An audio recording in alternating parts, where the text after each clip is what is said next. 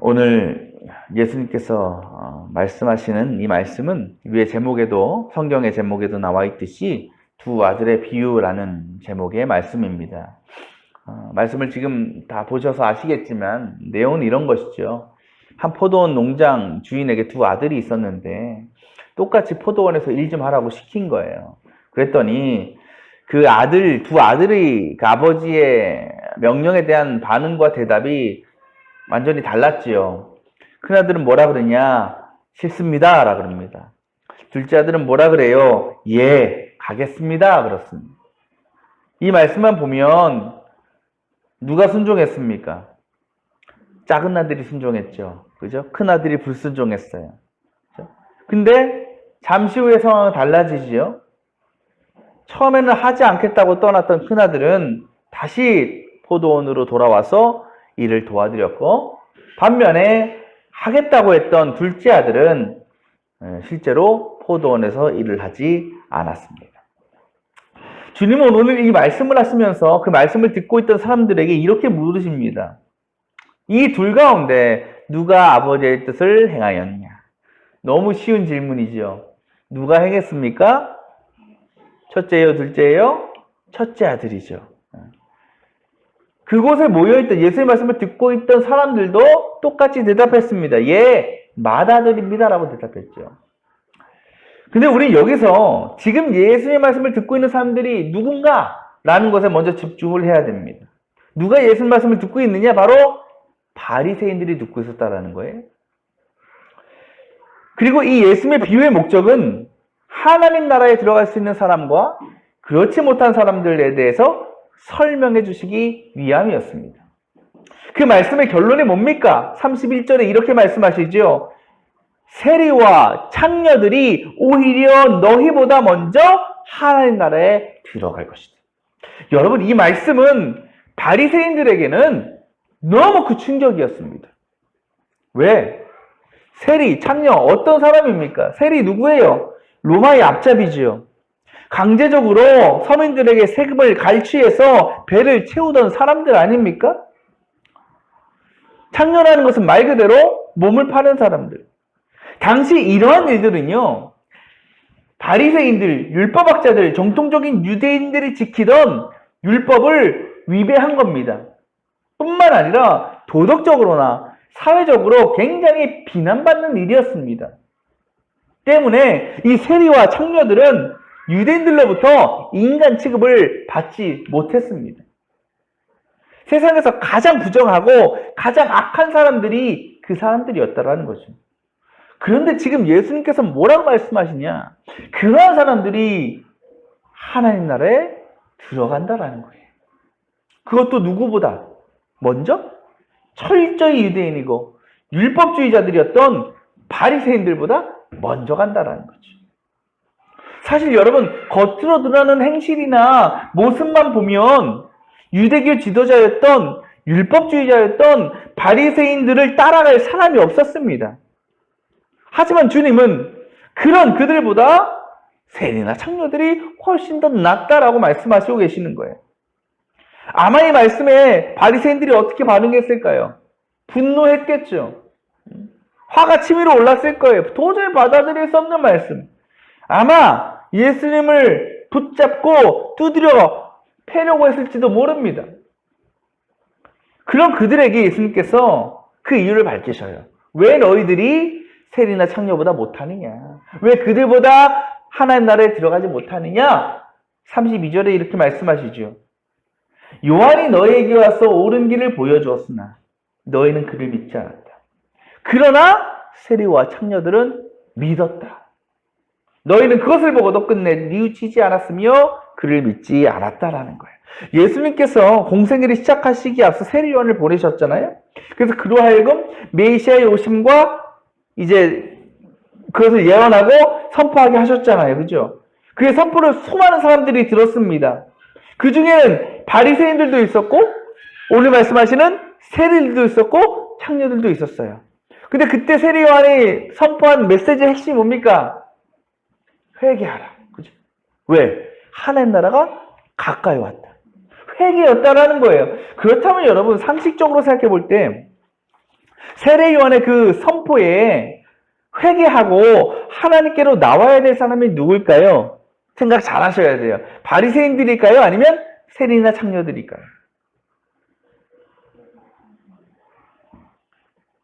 바리새인들이에요.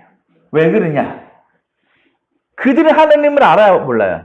바리새인들은 알아요. 믿어요, 안 믿어요? 믿었어요. 뿐만 아니라 이 사람들은 하나님의 말씀을 연구하던 사람들이에요. 율법을 목숨처럼 지키던 사람들입니다. 그리고 그들이 연구하던 구약의 말씀에 분명히 뭐가 있어요? 메시아의 오심을 예언한 말씀이 있다라는 거예요. 이사야도 그랬고 예레미야도 그랬고 지금 그 예언의 때, 구약에 기록되어 있던 예언의 때가 이제 곧 온다라는 거예요. 그렇다면 그들이 그 세례 요한의 선포를 거절할 이유가 있어요, 없어요?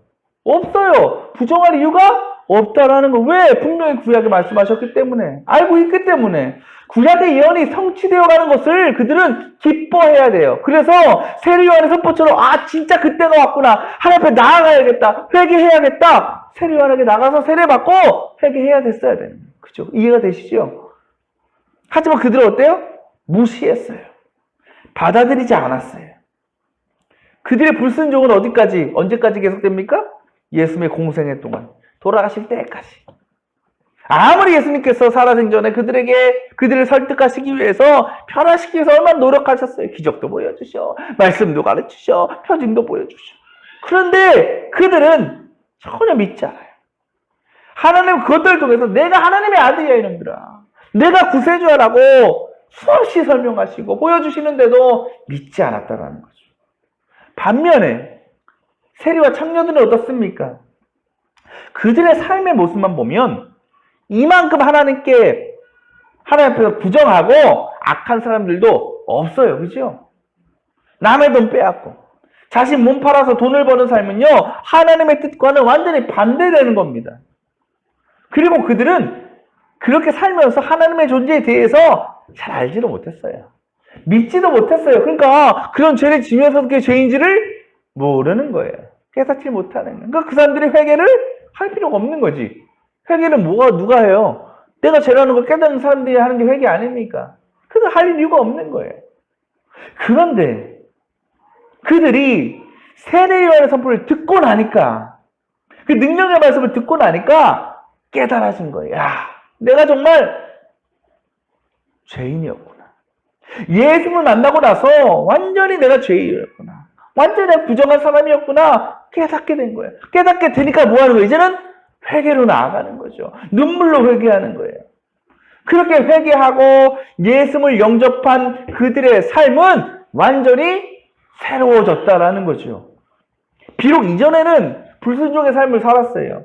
죄로 가득한 삶을 살았어요. 하지만 결국은 어떻게 됐어요? 예수님께 돌이켜서 주님의 자녀가 되는, 하나님 나라의 백성이 되는 영광을 누렸다라는 거예요.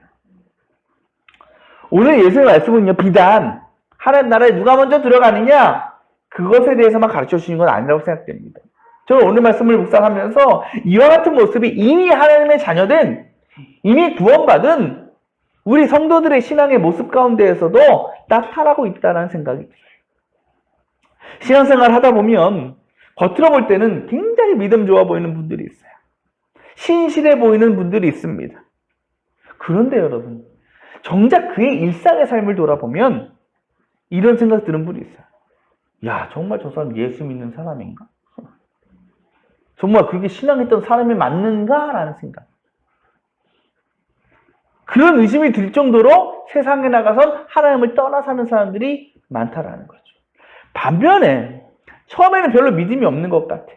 대충 하는 것 같아요. 시간만 때우는 것 같아요. 그러다 하나님을 떠나는 것 같아. 신앙생활만 보면. 그런데 어느 순간에 완전히 변화돼서, 완전히 새롭게 돼서 돌아오는 성도들이 있습니다. 그다음부터 얼마나 열심히 하나님 섬기는지 몰라요. 교회에서나 밖에서나. 지금 여러분의 현재의 신앙의 모습을 한번 생각해 보시길 바랍니다. 쉽게 말하면 첫째 아들과 둘째 아들 중에 나는 누구의 모습과, 누구의 신앙의 모습과 더 가까운가라는 거죠. 만약 내가 둘째 아들과 같았다. 그러니까 둘째 아들은 바리새인들이죠. 그들과 비슷한 모습이라면 참 부끄럽죠. 부끄러워요.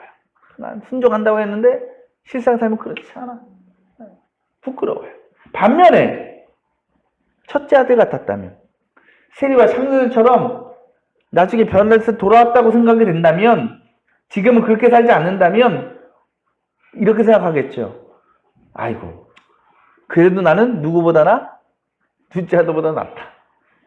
바리새인보다는 내가 좀 낫다 라는 생각할 거예요. 그러면서 그것을 위안을 얻죠. 자랑스러울지도 모릅니다. 물론 당연한 이야기죠. 당연해요. 둘째 아들보다 누가 나? 맏아들이 나요. 바리새인보다 세리와 창녀가 나요. 바리새인들처럼 겉만 먼지를 하고 그렇게 신앙인인 척하면서 정작 하나님을 떠나 사는, 죄에 빠져 사는 것보다는 때로는 하나님을 떠나 살아도 그것이 죄인 것을 깨닫고 변화되어 돌아오는 그런 맏아들이 더 나은 것 아니겠습니까? 그것 또한 어떻게 보면 하나님의 은혜 아니겠습니까? 근데 여러분, 오늘 주님의 말씀은요, 이 둘 중에 누구를 칭찬하려고 하는 게 아니었어요. 누가 낫고 누가 덜 낫다라는 것을 정해주시려고 하신 말씀이 아니라는 겁니다. 이 비유의 목적은 누구는 칭찬하고 누구는 비난하려는 것이 아니에요.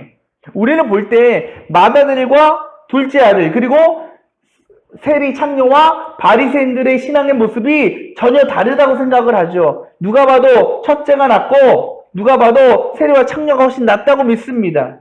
하지만 우리는 이 가운데 분명히 동일한 점, 공통점을 찾을 수 있어요. 그게 무엇이냐? 바로 그 둘 다 불완전하다라는 거예요. 불완전하다. 완벽하지 못하다.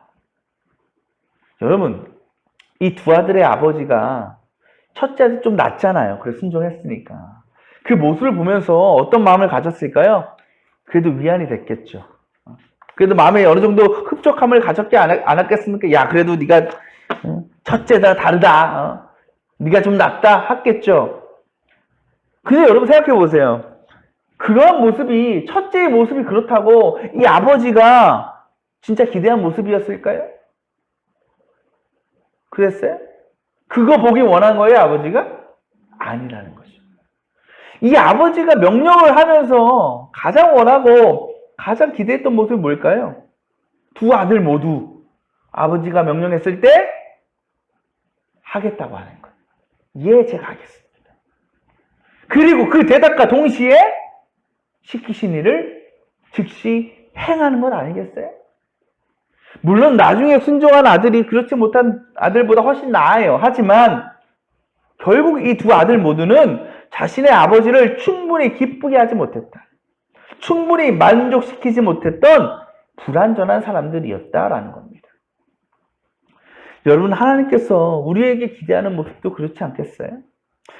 우리 그리스도인들이 살아가야 될 삶의 모습은 어떤 걸까요? 우리가 흔히 말하는 믿음의 길을 간다는 것이 어떤 의미일까요? 그것은 다른 게 아니에요. 우리가 말하는 믿음을, 우리가 고백하는 믿음을 우리의 삶으로 증명해 나가는 거예요. 우리의 믿음은요, 단지 우리의 입술로 고백하는 게 아닙니다. 그것으로 끝나는 것이 아닙니다.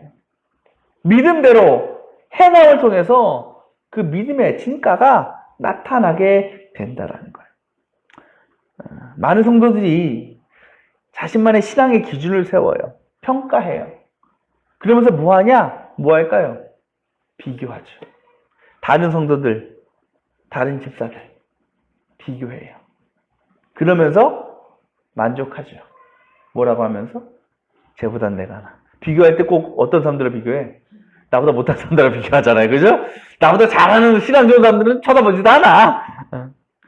자기가 생각할 때 나보다 좀 덜 섬기네? 더 열심히 하는 사람들과 비교하면서 에이, 나는 저 사람보다 나아. 나는 괜찮은 신앙인이야. 나는 훌륭한 성도야. 라고 생각한다라는 거죠. 저 사람보다 내가 예배 열심히 드리고, 저 사람보다 내가 더 헌금 많이 하고, 저 사람보다 내가 더 봉사 많이 하니까 나는 훌륭해. 라고 생각하고 판단한다는 거죠. 물론 그것이 조금 더 나은 모습일 수 있죠. 그 사람보다 좀 나은 신앙의 모습일 수 있습니다. 인간적인 생각으로는 칭찬받을 수 있어요. 인정받을 수 있습니다. 하지만 하나님께서 보실 때에는 똑같아. 너나 나나 얘나 걔나 똑같아. 왜? 모두 뭐하니까? 불완전하니까. 완전할 수 없으니까. 여러분은 무엇을 위해서 신앙을 지키고 살아갑니까? 다른 사람들보다 좀 더 나은 모습을 보여주기 위해서, 그것을 드러내기 위해서 신앙생활을 하십니까? 그래서 내가 만족하고 내가 기쁨을 누리면 끝입니까?